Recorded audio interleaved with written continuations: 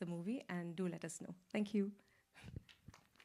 Thank you Divya గారు, thank you so much. And ఇప్పుడు మా సెన్సేషనల్ డైరెక్టర్ కరుణ కుమార్ గారిని మాట్లాడవలసిందిగా రిక్వెస్ట్ చేస్తూ ఉన్నాం.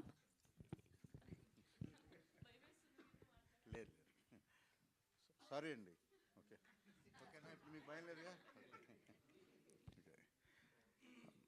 గుడ్ ఈవినింగ్, అందరికీ నమస్కారం. విచ్చేసిన పాత్రికేయ మిత్రులందరికీ థ్యాంక్ యూ. ప్రతిసారి ఏదైనా ఒక మంచి ప్రయత్నం చేసినప్పుడు, ఒక మంచి సినిమా తీసినప్పుడు మీరు మాత్రమే ముందుకు తీసుకెళ్ళగలన్న ధైర్యంతో మీ అందరినీ పిలిచి ప్రతిసారి నేను ఏం చేశాను, ఏం చేయబోతున్నాను అనేది చెప్తూనే వస్తున్నాను. ఈసారి కూడా కొత్త ప్రయత్నం చేశాను. కొత్త ప్రయత్నం అంటే ఈ సినిమాకి అంటే ఇప్పుడు మాట్లాడిన వాళ్ళు లేకపోతే మీరు చూసిన ట్రైలర్ ఏదైనా సరే, ఈ సినిమా కథ అనేది యాక్చువల్గా చీకటి అనే నేను రాసిన లిటరేచర్ కోసం రాసిన కథ. అది చీకటి అనే కథ. కథ చదివిన తర్వాత రవి గారు చూసి ఆ కథ చదివి ఇది సినిమా చేద్దాం అన్నట్టుగా అన్న తర్వాత మొదలైనది ఇది. అయితే ఈ కథ రాయడానికి కానీ ఈ సినిమా తీయడానికి కానీ ప్రేరణ ఏంటంటే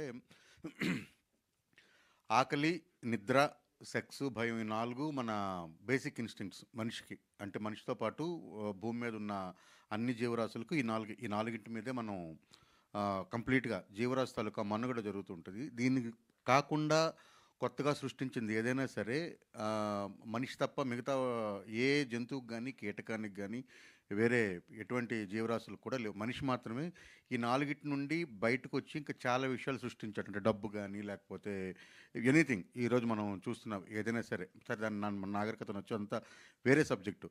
అయితే మనిషిలా సృష్టించుకున్న వీటిలో భయం అనేదాన్ని ఒక ఎలిమెంట్గా తీసుకుంటే ఆ భయాన్ని మనిషి అవతల వాళ్ళ బలహీనతతో ఆడుకోవడానికి కూడా వాడుకున్నాడు. అంటే అట్ ద సేమ్ టైం కామం అనేది ఏదైతే ఉందంటే సెక్స్ అనేది ఓన్లీ రీప్రొడక్షన్ వరకు మాత్రమే పరిమితమైన దాన్ని, అదే కామాన్ని ఆశ కింద, ఆశ నుండి దురాశ కింద, దురాశ నుండి దుఃఖం వరకు వెళ్ళేంత ఆశ వరకు కూడా మనిషి దాన్ని డెవలప్ చేసుకున్నాడు. అందుకని ఈరోజు ఎప్పటికీ మనం రకరకాల వికారాలన్నీ చూస్తున్నాము.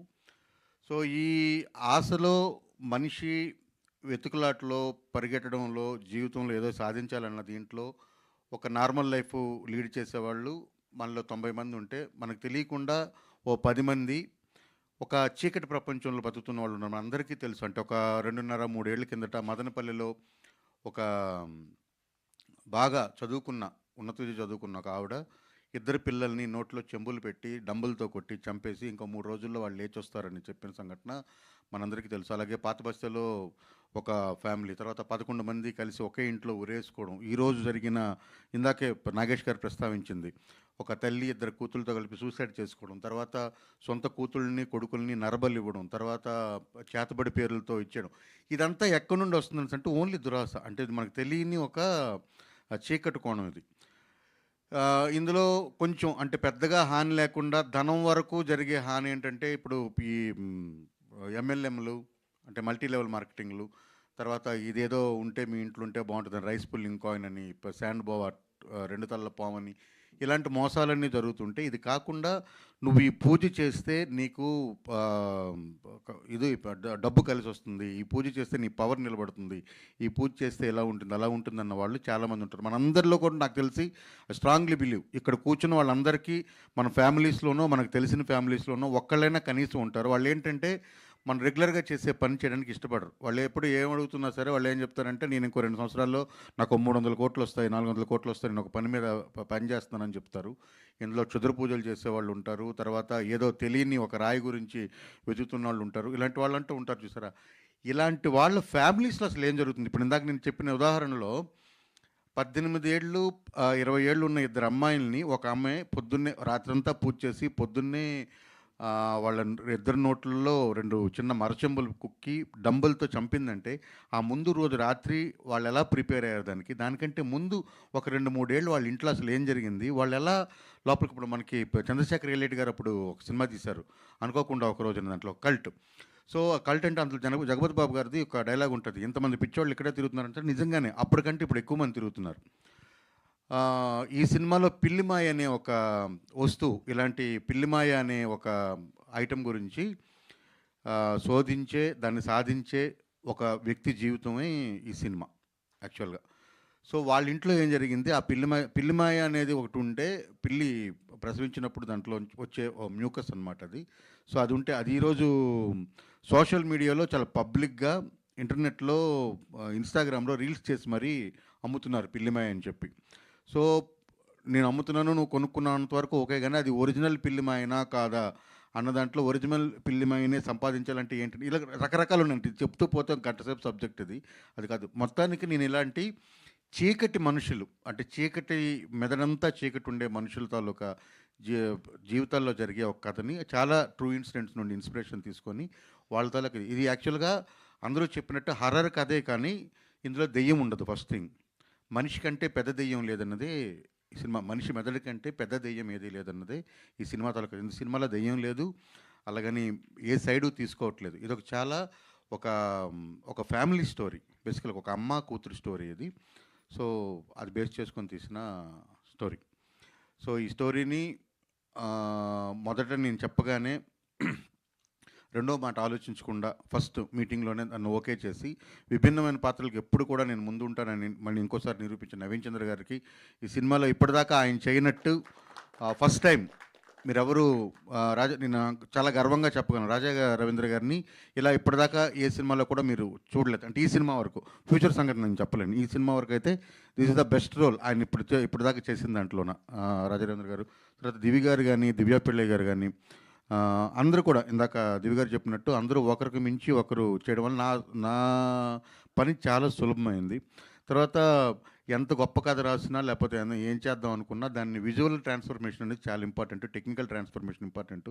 సో నేను దాన్ని నమ్మినప్పుడు దానికి అన్ని విధాలా సహాయం చేసి, అన్ని విధాలా వెనకాల సహాయ సహకారాలు అందించిన మా ప్రొడ్యూసర్, ఆయన హీజ్ మై 17 years ఫ్రెండ్, ఆయన 17 ఏళ్ళ స్నేహం మా ఇద్దరిది. సో రవి పీట్ల గారు. సో నేనేమైతే అనుకున్నానో దానికి ఒక 10 times ఎన్హాన్స్ చేసిన నాగేష్ గారు. అండ్ మ్యూజిక్తో ఇందాకే చెప్పాను, అంటే మనం మొదలు పెట్టడానికంటే ముందు చెప్పాను, దీనికి 50% హీరో అజయ్ గారు. సో తన మ్యూజిక్తో ఈ సినిమాని నెక్స్ట్ లెవెల్కి తీసుకెళ్లారు. సో ఎడిటర్ మార్తాండికే వెంకటేష్ ఎక్కడ కూడా ఏది కాంప్రమైజ్ అవ్వలేదు. ఇలాంటి సినిమాలు అరుదుగా వస్తాయని అయితే 100% చెప్తాను. ఈ కాన్సెప్ట్ ఇప్పటిదాకా ఇండియన్ సినిమాలు అయితే రాలేదు, ఈ జోనర్. అందుకని దీనికి సైకలాజికల్ హర్రర్ అన్నాం. ఈ సినిమా చాలా డిస్టర్బింగ్గా ఉంటుంది, ఇంటికి వెళ్ళేటప్పుడు మీరు టేకేవే ఖచ్చితంగా ఉంటుంది, ఒక 3-4 రోజులు పట్టి ఇలాంటి సినిమాలు ఖచ్చితంగా రావాలి. నవీన్ గారు ప్రతిసారి, అంటే ఒప్పుకున్న రోజు నుండి, సెట్లో పనిచేస్తున్నప్పటి నుండి సినిమా అయిపోయిన తర్వాత కూడా ఇప్పటిదాకా కూడా ప్రతిసారి ఇలాంటి కథ మనం చెప్పాలి సార్, ఇలాంటి కథ మనం చెప్పాలి సార్ అని ఒక 100 సార్లు చెప్పుంటారు. ఎందుకంటే ఈ కథలు ఖచ్చితంగా చెప్పాలి. చెప్తే ఇటువంటి అంటే ఈ మూఢనమ్మకాలు ఏవైతే ఉన్నాయో, మూఢనమ్మకాల పేరుతో మన జీవితాలని మనమే నాశనం చేసుకుంటున్న ఫ్యామిలీస్ ఎలాంటివి అయితే ఉన్నాయో, అది మన పక్కింట్లో ఏం జరుగుతుందో కూడా మనకు తెలియదు. అలాంటివి ఏవైనా ఉంటే అందులో ఒక్కరిద్దరికైనా సరే అరే మనం ఇదే తప్పు చేస్తున్నాం కదా అని అనిపిస్తుంది అని ఒక నమ్మకం. అంటే సినిమా ఎవరిని మార్చదు, సినిమా ఎవరికి మెసేజ్లు ఇవ్వదు, అది అయితే నేను నమ్ముతాను. బట్ సినిమా చేయగలిగిన పని ఏంటంటే చాలా శక్తివంతమైన మీడియా అది. సినిమా ద్వారా ఇక్కడ తప్పు జరుగుతుందని టార్చ్ చేసి చూపించవచ్చు, సినిమా టార్చ్ వేయగలదు. సో అది నేను సమర్థవంతంగానే చేశానని భావిస్తున్నాను. ఈ జర్నీలో నాకు నా డైరెక్షన్ టీం అందరూ ఒకసారి టక్కన వచ్చి వెళ్ళిపోవాలి ప్లీజ్. భువన్, కళ్యాణ్, ధ్రువ, మహిమ అండ్ రమణి, సాయి వచ్చాడా, సాయి కమ్ పవన్, అందరు రావాలి.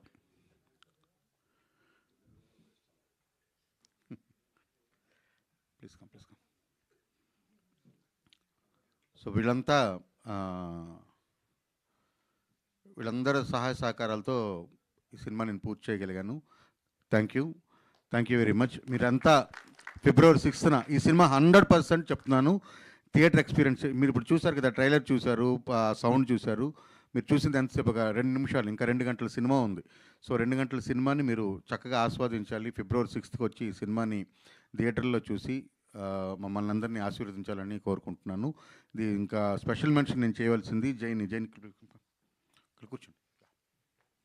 అని ఈ పాప చక్కగా తెలుగు మాట్లాడుతుంది, ఇంగ్లీష్లో ప్రిపేర్ అయ్యి వచ్చినట్టుంది. Okay fine. ఈ పాప వీళ్ళందరికంటే బాగా చేసింది, నేను అందరి ముందే చెప్తాను, అందరికంటే బాగా చేసింది. ఈ అమ్మాయే ఈ సినిమా తాలూకా కేంద్ర బిందువు అనమాట. ఈ అమ్మాయి మీదే మొత్తం కథ అంతా నడుస్తుంది. మీరు సినిమా చూస్తే మీకు తెలుస్తుంది. ఫిబ్రవరి 6న వచ్చి మీరంతా మమ్మల్ని ఆశీర్వదించాలి, థియేటర్‌కి వెళ్ళి చూడాలి. రెండోది మంచి కంటెంట్ వచ్చినప్పుడు దయచేసి మళ్ళీ నేను అడుగుతున్నానంటే, ఈ సినిమాకి అంటే నేను కాంట్రవర్షియల్‌గా మాట్లాడాలని గానీ, లేకపోతే ఇంకోటి కాదు. చాలా ఆత్మపూర్వకంగా చెప్తున్నాను. ఈ సినిమాకి ఏం బడ్జెట్ పెట్టాలో ఆ బడ్జెట్ పెట్టి తీసిన సినిమా. అంటే సినిమాకి మాత్రమే బడ్జెట్ పెట్టగలిగిన సినిమా. ఎందుకంటే ఈ కథలు అందరూ ధైర్యం చేయరు. ఎందుకంటే ఒక కామెడీ చేద్దాం, లేకపోతే ఏదైనా ఒక రొమాంటిక్ సినిమా చేద్దాం, లేదా కమర్షియల్‌గా వర్కౌట్ అయ్యే సినిమా చేద్దాం అనుకుంటారు. ఇది ఇప్పుడు కాదు, ఎప్పుడూ ఉంది. సినిమాలో ఎప్పుడు కూడాను ప్యారలల్ సినిమా అని ఒకటి ఉంటుంది, తర్వాత కంటెంట్ డ్రివెన్ సినిమా ఒకటి ఉంటుంది, రెగ్యులర్ మెయిన్ స్ట్రీమ్ సినిమా అనేది ఒకటి ఎప్పుడు ఉంటుంది. సో ఈ సినిమాలు చేస్తూ ఉండేవాళ్ళు ఉంటేనే సినిమా అన్నది ముందుకెళ్తూ ఉంటుంది. అంటే అన్ని జోనర్స్ని ఎక్స్ప్లోర్ చేయాలి. సో మనం ఇప్పుడు మాట్లాడుకుంటున్న గొప్ప గొప్ప సినిమాలన్నీ ఒకప్పుడు సరిగ్గా ఆడిన సినిమాలు కాకపోవచ్చు, మనకు తెలియకపోవచ్చు. మన దాంట్లో చూసుకున్నట్టు నేను వరల్డ్ సినిమా పక్కన పెడితే తెలుగులో చూసుకుంటే ఇంతకుముందు ఎప్పుడో ఏమీ కాని సినిమాలని రిలీజ్ చేసినప్పుడు ఇవన్నీ కల్ట్లు క్లాసిక్లు అనుకుని ఉన్నాయి. సో సినిమా అనేది ఎప్పుడు ఒక ప్రవాహం. సో ఈ సినిమాకి ఏంటంటే ఈ సినిమాకి ఎంత కావాలో అంత బడ్జెట్టే పెట్టడం జరిగింది. సో ఆ బడ్జెట్ పెట్టి ఆ బడ్జెట్తో ఈ సినిమాని చేసాము. చాలా మంచి సినిమా చేసాము, ఇంటర్నేషనల్ క్వాలిటీతో చేసాము. అయితే నా స్పెషల్ రిక్వెస్ట్ ఇదేంటంటే ఈ సినిమాకి మీరందరూ ఊపిరిపోయాలి. సో బీయింగ్ ఏ ఫార్మర్ నేనంటే ఇంతకుముందు నేను కూడా జర్నలిస్ట్గాను కాలమిస్ట్గాను పనిచేసిన వాడిని, కథలు చెప్పాలన్న తపంతో ఉన్నవాడిని. సో నేను ఇంకో మంచి సినిమా చేయాలని అనుకుంటే ఈ సినిమా ఆడాలి, లేకపోతే నేను చేయలేను. సో ఒక 4 సినిమాలు చేసిన తర్వాత నేను అలసిపోతాను. నేను కూడా ఇంకేం చేయాలనుకుంటే నేను అది చేయదలుచుకోవట్లేదు. దయచేసి మీరంతా కూడా మంచి సినిమాని పుషప్ చేస్తే, ఎందుకంటే మీరు మాత్రమే చేయగలరు, మీ చేతుల్లో మాత్రమే ఉంది. ఓకే, డబ్బులు ఇచ్చి రివ్యూలు రాసుకోవడమో, లేకపోతే డబ్బులు ఇవ్వట్లేదని సరిగ్గా రివ్యూ ఆగిపోవడమో, లేకపోతే ఊరికినే వాళ్ళ విజ్ఞాన ప్రదర్శన కోసం రివ్యూలు ఇచ్చేవాళ్ళు, తర్వాత వరల్డ్ సినిమాను మొత్తం అపోసన పట్టినట్టుగా సలహాలు ఇచ్చేవాళ్ళ గురించి కాదు. బట్ నేను ఇక్కడ చూస్తే ఎందుకంటే పిఆర్ఓ కూడా అదే చెప్పాను. సో సినిమా పట్ల ఇంట్రెస్ట్ ఉన్నవాళ్ళు, సినిమాలో ఎకో సిస్టంలో ఉన్న వాళ్ళని మాత్రమే మనం పిలుచుకుందాం, వాళ్ళతో మనం మాట్లాడదాము, వాళ్ళని రిక్వెస్ట్ చేయడానికి ఉంటుంది అని చెప్పాను అనమాట. సో దయచేసి మీరంతా కూడా ఈ సినిమాని చూసి సినిమా బాగున్నట్లయితే దీన్ని కనీసం మీరు ఊపిరోదాలి. ఇది నా సైడ్ నుండి request. Thank you very much మీరంతా వచ్చినందుకు. Thank you very much. Thank you.